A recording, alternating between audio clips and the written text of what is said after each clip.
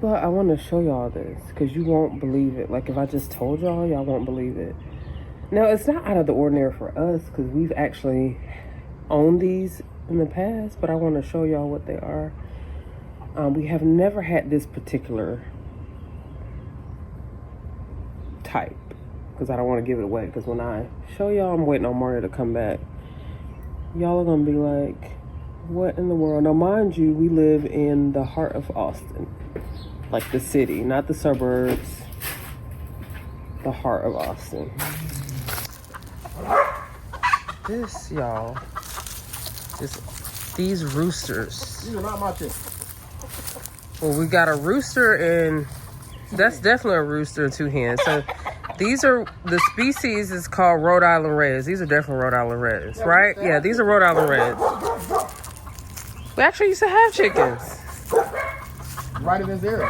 And maybe this is a sign, and there's garbage and all kinds of stuff over here. I don't know what's going on. This is coming from the neighbors, so we're gonna have to deal with that. But Mario, go get the picker so we can get this garbage, because this is flying from their end. Oh, that was, I thought that was a little rooster. That's the big rooster. That's a hen.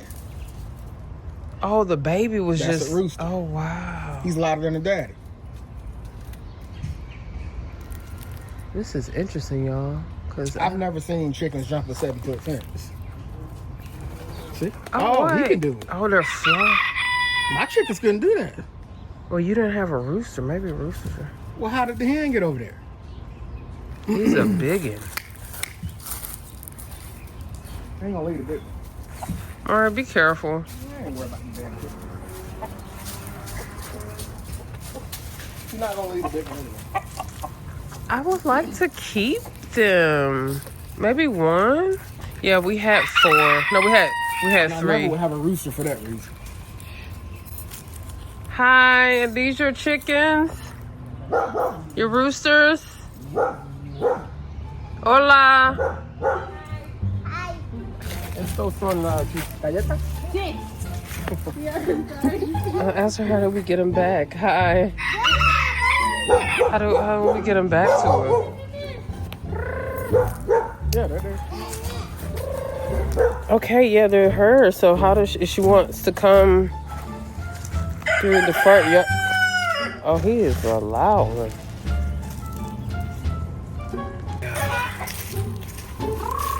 Y'all, she is waving the damn chicken over the fence. Is the chicken dead? Oh no, okay, it's not a dead chicken.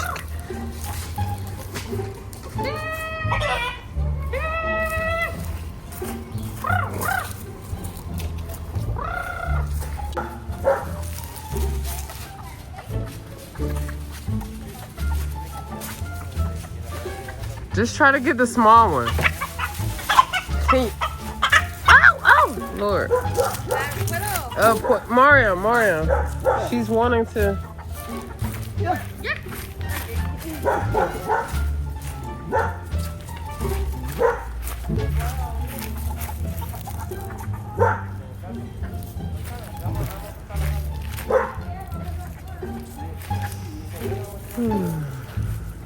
might want to jump.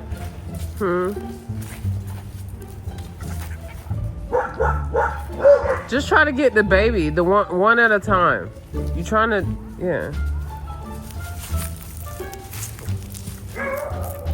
One at a time, Mario. Maybe start with the baby.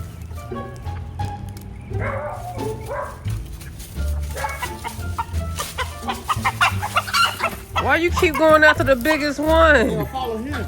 Mario, the baby is, he just sitting here. He ready to go home.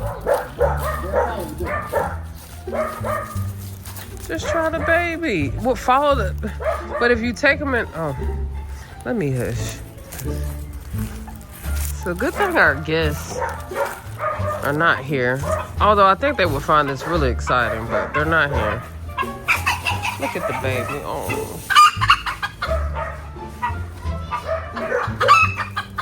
Mario, this baby right here, you can grab the baby. The baby is just... And is he at the door? He might need to be let in. She said that the daddy's gonna come around to the front. What about it, baby? He's probably gonna come on the other side.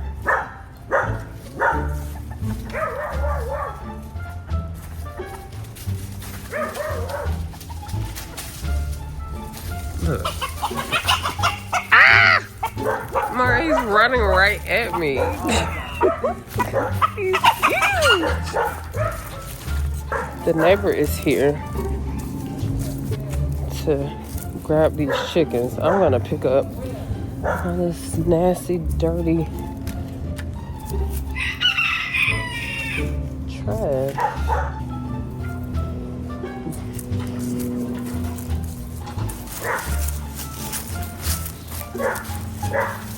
Are they all over there?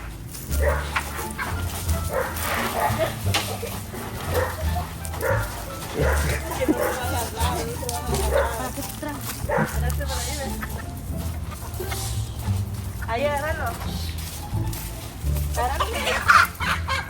No, métele en la jaula.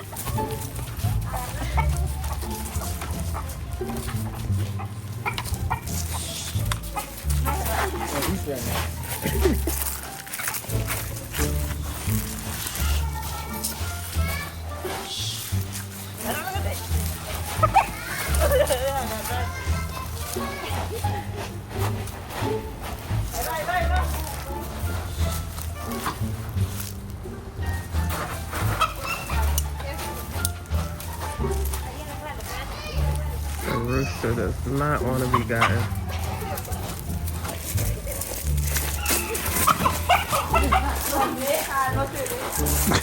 What are you looking at me for?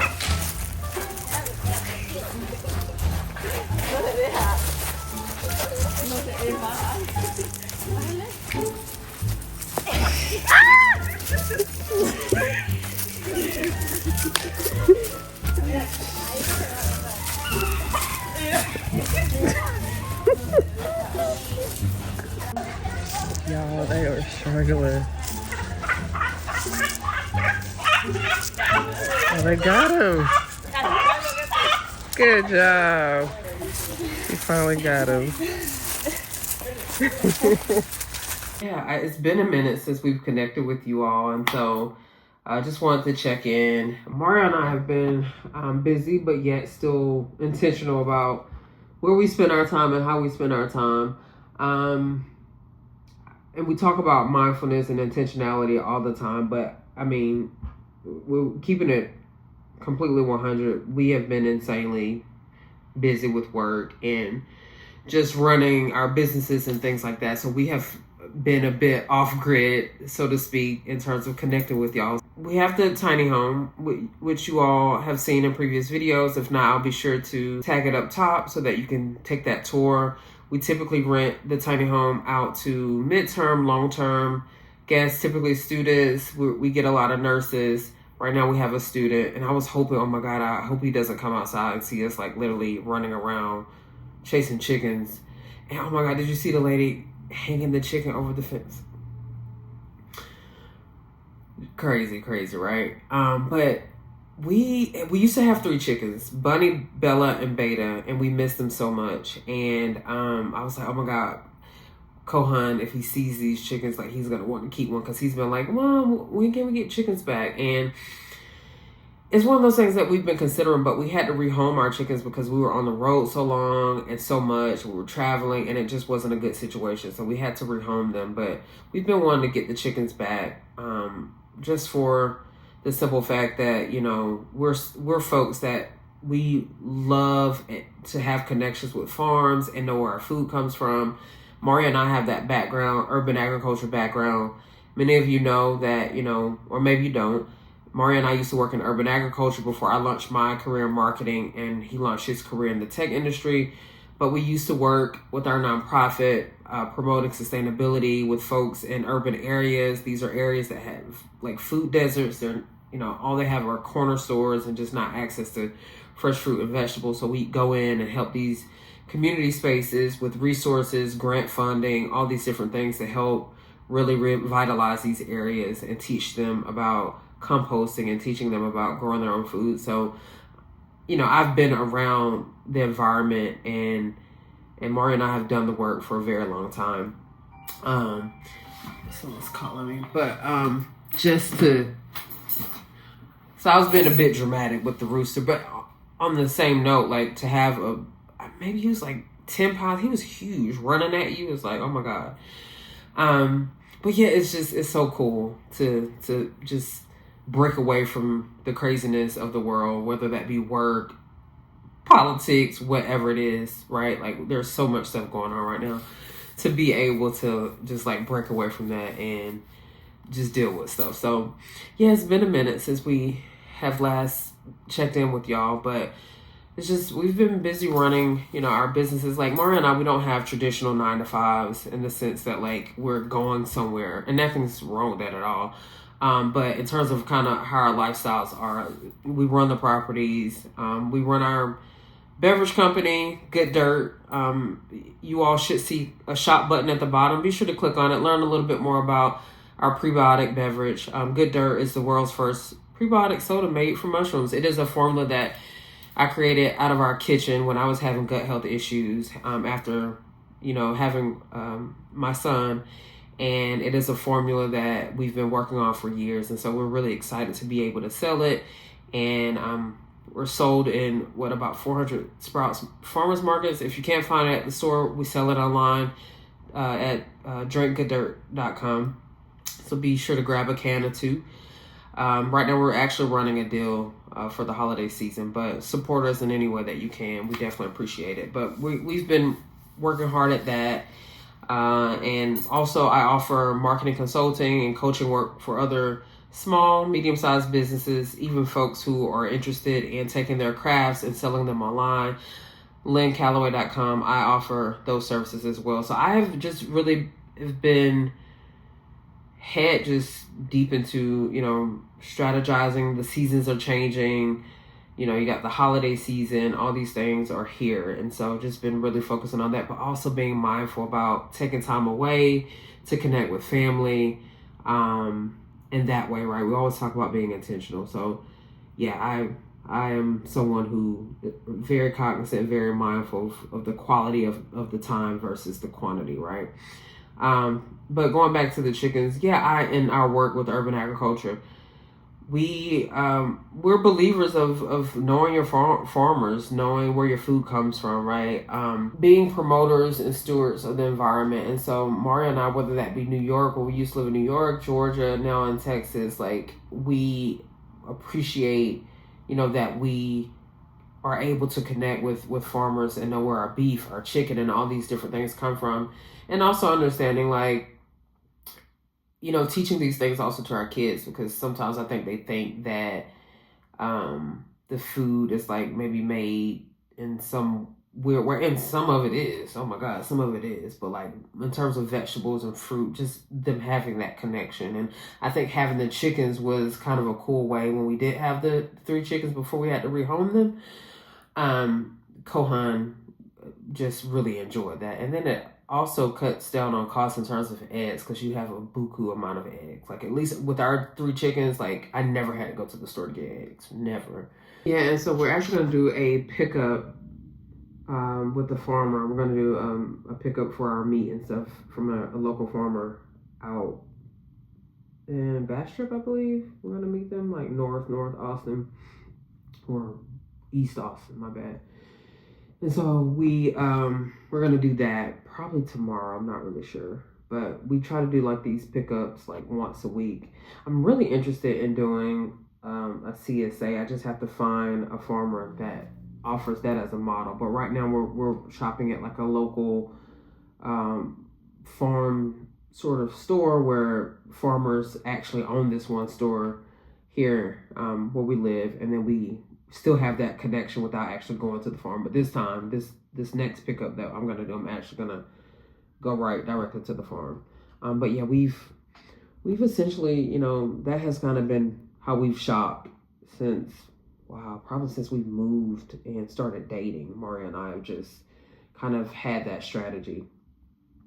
And so, and then, we try to also reduce our consumption of meat, as much. I'm not going to sit here and say I'm a self-proclaimed vegan or vegetarian, but a few days out of the week, I'm very cognizant of that, and so I may not eat meat. And there are a ton of different meals that I absolutely love that doesn't even call for meat, or like there's a replacement. And so I try to incorporate those a lot in my diet. But when I do shop for meat, I am very intentional and mindful of where the source comes from. So be sure to take you all along for the ride when we do go and do those pickups, and just kind of show you our process. And if you're interested in something specific, be sure to drop it in the comments, and I'll be mindful of that when we go. We're planning to do a road trip. We're not sure exactly where we're going to go, whether or not we're going to go west or east. For the holidays, I do want to make it back east just to see my mom, because we haven't spent the holidays in the Southeast for a minute. So I'm really looking forward to that. But in terms of the next road trip that we're going to do, well, we are definitely going to be camping, because that's just an adventure, and Kohan really looks forward to that. So I'm torn between if I want to do that on the East Coast, which we do most of the time, or if we're going to go out west. I do want to see the White Sands. If anyone has seen those, the national park, let me know what your experience was, and like if there's any particular things that maybe we should consider or stop by. But that's top of the list right now. Big Bend is another one, which is like southwest Texas, and then the Pacific Northwest, which you hear a ton of folks that are always road tripping and camping out in those areas just because of the amount of BLM land and just different. It's friendly to campers, and so maybe we do the Pacific Northwest. I'm not sure. I don't know. Maybe you all give us your feedback, and then we'll see what we choose. But we'll definitely take you all along for that ride. So we just left this really cool dairy-free ice cream shop in Austin called Gotti. It is like in the Holly neighborhood of Austin, so like East Austin. And it's really good. Like, we're always like looking for dairy-free ice cream options, like my son and I, because I can't do dairy. And he can't either, so we're always looking for alternatives. It's a new shop. Not only do they have and this isn't sponsored at all, this is just my honest review. Not only do they have dairy-free ice cream, which is coconut based, by the way. It's like, that is how they make their ice cream, with coconut milk. But they have a ton of gluten-free and dairy-free pastries. We got the cinnamon roll. Mario ate it. He wasn't a huge fan of it. I took a bite of it. It was pretty good. I love the icing that they have on it. But they have like a ton of other stuff. I'll let you have a piece. But they have a ton of other stuff like banana bread, whoopie cookies. Like, if anybody from the Northeast lives in the Northeast, you know what I mean when I say whoopie cookies. But it's like the sandwich cookies. They have the oatmeal version of that. They have a pumpkin pie. Like, they have all their traditional fall flavors that are out right now. They also have coffee drinks like lattes, iced lattes, all like literally any type of coffee drink that you can imagine. Like, if you go to Starbucks, they pretty much have those drinks there as well. And we're headed back home. We're gonna grab some dinner, and then we're gonna be in for the night, get the kiddo in and ready for school tomorrow. But until next time, we'll see you all on the next adventure. Bye. Bye.